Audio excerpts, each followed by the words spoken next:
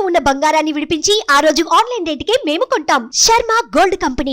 నమస్తే, welcome to Suman TV. నేను మీ Suman TV Usha. 2025 సంవత్సరానికి సంబంధించి 12 రాశుల వారు అసలు ఏ విధంగా ఉండబోతుందో ప్రత్యేకించి అడుగుతూ ఉంటుంటారు. ఎస్పెషల్లీ 12 నెలల్లో కనుక మనం చూస్తే ఏ నెల కలిసి వస్తూ ఉంటుంది, వ్యాపారంలో కావచ్చు, సంతానంలో కావచ్చు, లేదంటే వివాహానికి సంబంధించి కావచ్చు, పెట్టుబడులు పెట్టొచ్చా, సంతానం విషయంలో ఈ టైంలో మేము డెసిషన్ తీసుకోవచ్చా, వివాహానికి సంబంధించి మేము అప్రోచ్ అవ్వచ్చు అని అడుగుతూ ఉంటుంటారు. అండ్ దాంతోపాటు రిలేషన్షిప్ ఎవరైతే భార్యాభర్తలు ఉంటుంటారో మాకు ఏ విధంగా ఉంది, ఒడిదుడుగులు కనిపిస్తూ ఉన్నాయి అని మాట్లాడే వాళ్ళు ఉంటూ ఉంటారు. సో సంవత్సరాంతం ఏ విధంగా ఉండబోతుంది, ఏ విషయాలలో జాగ్రత్తలు వహించాలి, పెట్టుబడులు ఏ నెలలో పెడితే కలిసి వచ్చే అంశాలు ఉన్నాయి అన్న విషయాలపైన మనతో పాటు జంధ్యాల లత గారు ఉన్నారు. ఆవిడని అడిగి తెలుసుకుందాం. నమస్తే లత గారు. నమస్తే అమ్మా.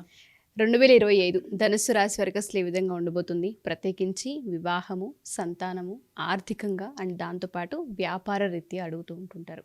సో కలిసి వచ్చే అంశాలు ఏంటి? కుటుంబ పరంగా మార్పులు చేయాలి అనుకుంటే అద్భుతంగా ఉండబోతోంది. కుటుంబానికి సంబంధించి, అలాగే వాళ్ళ ఒక వైవాహిక జీవితం గురించి వీళ్ళు తీసుకునే నిర్ణయాలు ఏవైతే ఉంటాయో అవన్నీ బాగా కలిసి వస్తాయి. అయితే ఇవన్నీ కూడా వీళ్ళకి ఆల్మోస్ట్ మే నుంచి స్టార్ట్ అయిపోతుంది.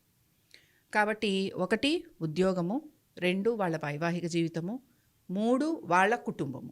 ఫోకస్ అంతా దీని మీదే ఉంటుంది. ఇంకా మిగతా విషయాల మీద అంతగా వీళ్ళకి ఫోకస్ కనిపించట్లేదు. కాబట్టి ఏంటంటే ఉద్యోగానికి సంబంధించి అని అనుకోండి, చేస్తున్న ఉద్యోగాన్ని అలానే కంటిన్యూ చేస్తూ ఉంటారు. వీళ్ళు కూడా పెద్ద మార్పుల కోసం ప్రయత్నం చేయరు. చాలా హ్యాపీగా ఉన్నాం అనుకుంటారు. ఏమైనా మార్పులు కనుక వచ్చుంటే నాకు తెలిసి ఈ 2024లోనే వచ్చేసి ఉండాలి. ట్రాన్స్ఫర్స్ అవ్వటం కానీ, లేకపోతే ప్రయాణాలు, ఉద్యోగరీత్యా ప్రయాణాలు చేయటం కానీ, లేకపోతే ఏమైనా పొజిషన్స్ మారటం కానీ, ఇంక్రిమెంట్స్ రావటం కానీ, ఇలాంటివన్నీ కూడా వీళ్ళకి ఈ మార్చ్, ఏప్రిల్, మే లోపలే జరిగిపోతాయి అన్నమాట. మే తర్వాత నుంచి ఏంటంటే ఉద్యోగంలో అలాగే నిలకడగా ముందుకు వెళ్లేందుకు అవకాశాలు. అయితే ఆర్థికంగా అనుకూలత మాత్రం ఖచ్చితంగా ఉంది. భార్యాభర్తల మధ్యన వస్తున్న డిస్టర్బెన్సెస్ ఏవైతే ఉంటాయో, లేకపోతే ఉద్యోగ రీత్యా కానీ, వ్యాపార రీత్యా కానీ ఎక్కువ సమయం గడపలేకపోతున్నాము మా కుటుంబ సభ్యులతోటి, లేకపోతే మా ఒక వైఫ్ తోటి, మా ఒక స్పౌస్ తోటి, లేదా భర్తతోటి, భార్యతోటి, ఇలా అనుకున్న వాళ్ళు ఎవరైతే ఉంటారో వాళ్ళందరికీ కూడా ఈ సంవత్సరం కలిసి రాబోతోంది. సో అందరూ ఒక చోటికి చేరేందుకు అవకాశాలు ఎక్కువగా ఉంటాయి. ప్రాపర్టీస్ కొనుక్కుంటాము, ఎందుకంటే ప్రాపర్టీస్ కొనుక్కునే అవకాశాలు ఎక్కువగా ఉన్నాయి. ఇన్వెస్ట్మెంట్స్ చేస్తారనమాట. వీటి గురించి మాత్రం వీళ్ళకి ఆల్మోస్ట్ అక్టోబరు, నవంబరు, డిసెంబరు ఆ పీరియడ్ అంతా కూడా బాగుంటుంది. కాబట్టి ఈ పీరియడ్లో ప్రాపర్టీస్ కొనుక్కోవడానికి, వెహికల్స్ కొనుక్కోవడానికి, అలాగే ఏవైనా సరే సేవింగ్స్ గురించి ఆలోచించడానికి, మ్యూచువల్ ఫండ్స్, ఇన్సూరెన్స్లు, వీటన్నిటి మీద వీళ్ళు హ్యాపీగా పెట్టుబడులు పెట్టుకోవచ్చు. కాబట్టి ఇవన్నీ బాగుంటాయి వీళ్ళకి. అందుకని ఇవన్నీ వీళ్ళు చేసుకోవచ్చు. సంతానం అంటారా, సంతానానికి అభివృద్ధి కనపడుతోంది. పెద్దగా భయపడాల్సిన అవసరం లేదు. మేజర్గా తీసుకోవాల్సిన 2 విషయాలు మాత్రం ఉన్నాయి. 1 తల్లిదండ్రుల ఆరోగ్యం, 2వది ఏంటంటే దూర ప్రయాణాలు చేస్తున్నప్పుడు జాగ్రత్త, 3వది ఏంటి అని అంటే ఈ భార్యాభర్తలు కలిసి ఉండే ప్రయత్నం చేస్తారు అన్నాను కదా. కాబట్టి వీళ్ళు కలిసే ఉంటారు, కానీ ఏదో ఒక కారణంతో కొంచెం ప్రయాణాలు ఉన్నాయనో, ఉద్యోగరీత్యా ప్రయాణాలు ఉన్నాయనో, వర్క్ ప్రెషర్ ఎక్కువగా ఉందనో, వీళ్ళు అనుకున్నంతగా వీళ్ళ మనసులో ఉండొచ్చు మేము ఒకటే చక్కగా మేము కలిసి ఉండాలి, బాగా ఒకరి విషయాలు ఒకళ్ళని చెప్పుకోవాలి, అలా అనుకుంటారు కదా. అలా కాకుండా కొంత చిన్న చిన్న డిఫరెన్సెస్ కూడా వస్తూ ఉంటాయి. కాబట్టి ఇది కొంచెం వీళ్ళకి ఇబ్బందిని కలిగిస్తూ ఉంటుంది.